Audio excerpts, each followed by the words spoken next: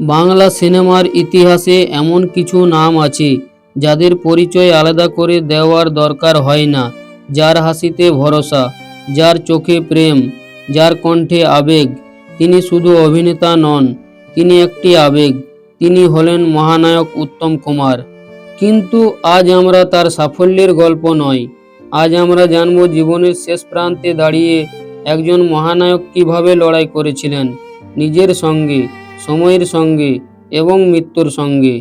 তো বন্ধুরা, ভিডিওটি স্কিপ না করে শেষ পর্যন্ত দেখার অনুরোধ রইল, কারণ শেষের অংশে রয়েছে এমন কিছু অজানা তথ্য যা খুব কম মানুষই জানেন। উত্তম কুমারের আসল নাম হলো অরুণ চট্টোপাধ্যায়। 50 ও 60-এর দশকে যিনি হয়ে উঠেছিলেন বাংলা ছবির একছত্র সম্রাট। একটার পর একটা সুপারহিট ছবি, যেমন সপ্তপদী, হারানো সুর, সাগরিকা, নায়ক, অগ্নিপরীক্ষা ইত্যাদি। বাংলার প্রতিটি ঘরে তখন একটাই নাম, উত্তম, উত্তম আর উত্তম। কিন্তু জনপ্রিয়তার এই উজ্জ্বল আলোয় লুকিয়ে ছিল ক্লান্তি, চাপ আর একাকিত্ব। 70-এর দশকে বাংলা সিনেমায় পরিবর্তন আসে। নতুন পরিচালক, নতুন ধারা, নতুন মুখ। উত্তম কুমার তখন আর শুধু রোমান্টিক নায়ক নন, তিনি চেষ্টা করেছেন নিজেকে নতুন করে প্রমাণ করতে। অমানুষ, অগবধূ সুন্দরী, সুদূর নীহারিকা, এই ছবিগুলিতে তিনি দেখান তার পরিণত অভিনয়। কিন্তু ভিতরে ভিতরে শরীর আর মন দুটোই ধীরে ধীরে ভেঙে পড়ছিল। মহানায়ক উত্তম কুমার ভীষণ কাজ পাগল ছিলেন। বিশ্রাম নেওয়া তার অভিধানে ছিল না। অতিরিক্ত কাজের ফলে হৃদয়রোগ, উচ্চ রক্তচাপ, অনিয়মিত জীবনযাপন। অনেক সময় শুটিং সেটেই অসুস্থ হয়ে পড়তেন, কিন্তু কাউকে কিছু বুঝতে দিতেন না, কারণ তিনি জানতেন দর্শকের চোখে তিনি মহানায়ক, দুর্বল হওয়ার অধিকার তার নেই। পর্দায় হাজারো প্রেম কাহিনী, কিন্তু বাস্তব জীবনে উত্তম কুমার ছিলেন ভীষণ একা। ব্যক্তিগত সম্পর্ক, গুজব, সমালোচনা সব মিলিয়ে এক অদৃশ্য চাপ।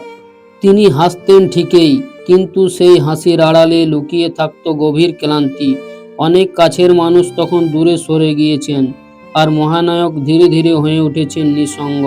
1980 সালে মুক্তি পায় তার শেষ ছবি অগবধূ সুন্দরী। এই ছবিতে এক পরিণত সংবেদনশীল উত্তম কুমারকে দেখেছিল দর্শক, কিন্তু ছবির সাফল্য দেখার আগেই তার শরীর ভেঙে পড়ে চরমভাবে। 23শে জুলাই 1980 সালে উত্তম কুমার হৃদয়রোগে আক্রান্ত হন। কলকাতার বেলভিউ নার্সিংহোমে ভর্তি করা হয় তাকে। 24শে জুলাই 1980 সালের সকালবেলা হাসপাতালের করিডোরে নিস্তব্ধতা, ডাক্তারদের ব্যস্ততা, আত্মীয়দের উৎকণ্ঠা, আর ঠিক তখনই বাংলা সিনেমার সূর্য অস্ত যায়। উত্তম কুমার আর নেই, বয়স মাত্র 53 বছর। এক মুহূর্তে থমকে যায় বাংলা। মহানায়ক উত্তম কুমারের শেষ যাত্রা। কলকাতার ইতিহাসে সবচেয়ে বড় জনসমুদ্র। লক্ষ লক্ষ মানুষ রাস্তায় নেমে এসেছিলেন। কেউ কাঁদছেন, কেউ নীরবে তাকিয়ে আছেন। সেদিন প্রমাণ হয়েছিল তিনি শুধু অভিনেতা নন, তিনি মানুষের পরিবারের একজন সদস্য। উত্তম কুমার চলে গেছেন, কিন্তু মহানায়ক কখনো মরে না। আজও তার ছবি চলে, আজও তার গান বাজে, আজও তার সংলাপ মানুষের মুখে মুখে। একজন মানুষ চলে যেতে পারে, কিন্তু একজন মহানায়ক চিরকাল বেঁচে থাকেন, আমার মধ্যে, আপনাদের মধ্যে এবং সবার মধ্যে। তো বন্ধুরা, এই ভিডিওটি কেমন লাগলো? আশা করি ভালো লেগেছে। যদি ভালো লেগে থাকে তাহলে একটা লাইক, কমেন্ট এবং শেয়ার করতে ভুলবেন না।